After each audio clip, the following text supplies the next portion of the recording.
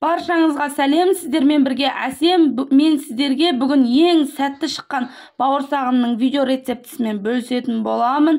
Өте дәмді, әдемі әрі тез ашыған бауырсағымның видео рецептісі. Балалар сүйіп жейді. Осы видео рецепт бойынша жасап жеңіздер. Видео ұнаса, видеоның соңына дейін көріңіздер.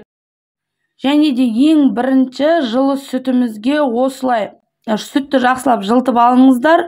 Жақсылап осылай тез әсер беретін дрожжымызды, содамызды қосып, жақсылап бірінші осылай шанышқымен араластырып аласыздар.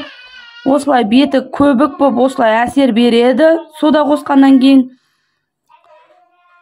Және де одан кейін тұзымызды қосып, кішкене қант қосасыздар. Дәу қасықпен 3 қасық қостым мен, сол кезде тәтті болды. Енді тәтті болған қаламасаңыздар 1 қасық қоссаңыздар болады. Жақсылап араластырып алып, кішкене сұйық майымыздан тамызып, жақсылап араластырып алып, електен өткізіп, осылай ұнды қосып отырасыздар.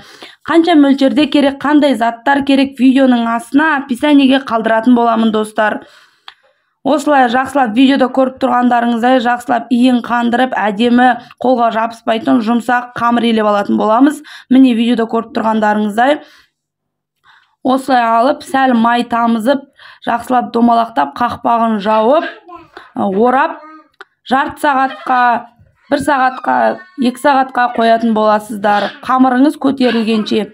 Менің қамырым 1 сағаттың көлемінде жақсылап әдемілеп көтеріліп пісті. Достар, менің каналыма тіркелмеген болсаңыздар, тіркеліп қойыңыздар, қоңыраушаны басып қойыңыздар. Және де менің каналымда плейлист бар, сол жерде әдемі видео рецептілер бар, кешкі ас түрлері, етсіз жасалатын тағам түрлері.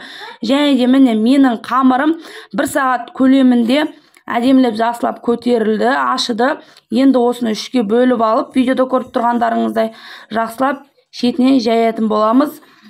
Орташа қалыңдықта жасадым мен тоқашты. Жұқа емес, қалың емес, орташа қалыңдықта болды. Менің тоқашым міне видеода көріп тұрғандарыңыздай осылай кішкентай оқтаумен әдемілеп жақсылап жайып аласыздар. Видеода көріп тұрғандарыңыздай. Менің каналымда плейлист бар, сол жерден көрсеңіздер болады. Әдемі сковородкада пісетін торт түрлері, духовкасыз пісетін кекс, және де компоттың видео рецептілері, етсіз жасалатын тағам түрлері де бар, көрсеңіздер болады. Және де осылай видеода көріп тұрғандарыңыздай бөліп аламыз. Жақсылап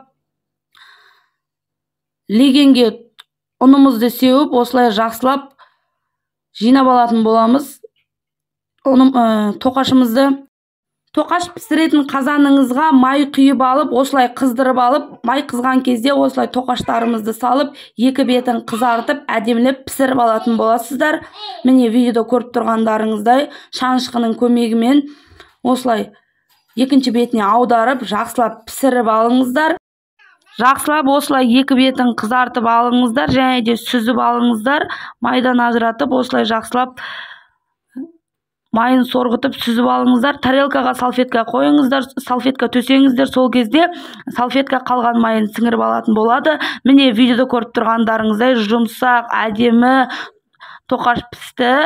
Жасап жеңіздер. Видео рецепті ұнаса, жақындарыңызбен бөлісіңіздер. Баршаңызға ас болсын.